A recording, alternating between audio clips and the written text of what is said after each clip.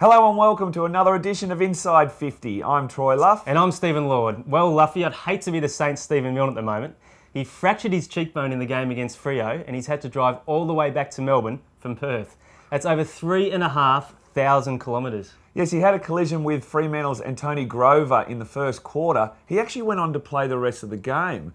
Now, they've got to drive him home 37 hours in the car. The doctor just said it'd be too painful and cause too much swelling catching a plane. But he's likely to miss the big clash this week against Adelaide. It is a huge clash for the Saints, a chance to cement their spot in the 8. And they're also going to have 200 ex-players form a guard of honour for one of their stars, Robert Harvey. Very special for Robert Harvey. Big chance for Adelaide also to sew up a top 4 spot, the last remaining double chance.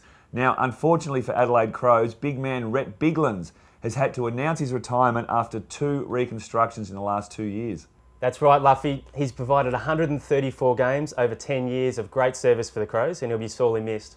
Another couple of big retirements this week, Nigel Lappin and Michael Braun, Luffy. Yes, Nigel Lappin finally succumbed to the Achilles injury that's kept him out for the last 17 weeks, Steve-O, but what a champion player he has been. He's been around the club for 15 years, played 279 games, 4 All-Australians, 1 a Best and Fairest, as well as 3 premiership flags. They're certainly going to miss him down there at Brisbane. What about Michael Braun though, Steve-O? He retires, the club has now asked him to play on. A very strange situation. The Eagles have had 15 injuries, 9 season ending, and they're forced to bring Braun back into the side.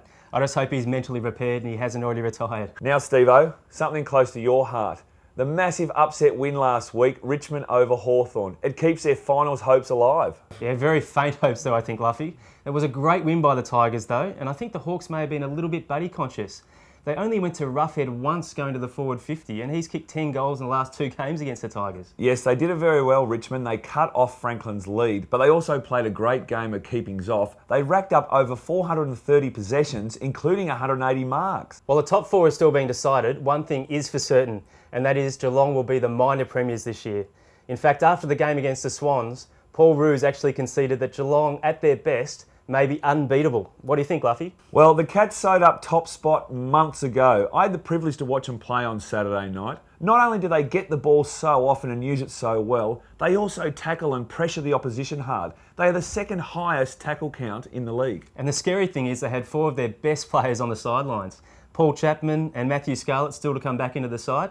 I think I agree with Paul Roos. I think they're unbeatable. Swans coach Paul Roos seemed to downplay their loss to the Cats and even came out and said that the team isn't playing for a spot in the finals, more so just to get back some good form. Well, Luffy, how do you think the Swans are going to go against the Pies this week? It is a massive game, Steve-O, for both sides. The Swans haven't beaten Collingwood for 5 years, but we see the return of Leo Barry from a hamstring injury, and the Swans are going to be desperate to get that final 4 spot. I think it's the Swans for me. Well, the Pies also need a win to lock in a spot in the top 8, so I think it's going to be a fantastic game. Another massive game this week is Geelong versus North Melbourne. Yes, down at Cardinia Park. I reckon those mad, screaming Geelong fans will help get them over the line. They look unbeatable, and I certainly don't think North Melbourne will beat them. Well, the Kangas were the last side to beat them down there at home, and they only lost by 13 points earlier in the year. Well, the Kangaroos have really snuck under everyone's guard. No one rated them. All of a sudden, they're sitting 4th spot. They are a danger. That's it for this week on Inside 50. See you next week.